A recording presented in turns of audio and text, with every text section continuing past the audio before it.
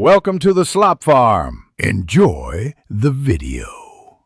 Open OneDrive from the System Tray and Access settings to stop syncing. Go to Accounts and choose Unlink this PC to disconnect your computer.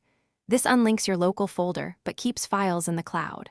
Alternatively, pause sync for 2 hours or choose Stop Sync on individual folders to prevent new uploads. Unlinking takes about 1 minute and preserves your cloud files intact.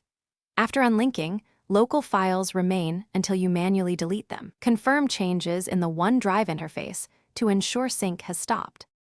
To remove OneDrive from Windows, open Settings and go to Apps and Features. Locate Microsoft OneDrive and select Uninstall to remove the app in 3 quick clicks.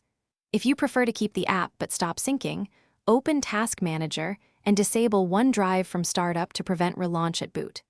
On Mac OS, sign out in OneDrive Preferences and remove the app from Applications to stop sync. Both approaches stop background syncing and reduce CPU and network usage immediately.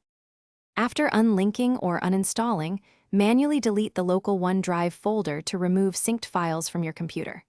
The default path is usually C/users/yourname/OneDrive.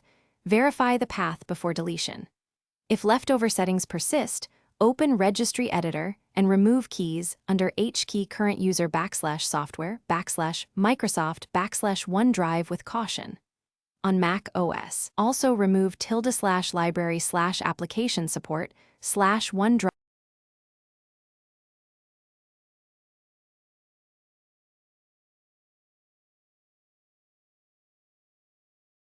Thanks for watching. Consider subscribing if we helped you today.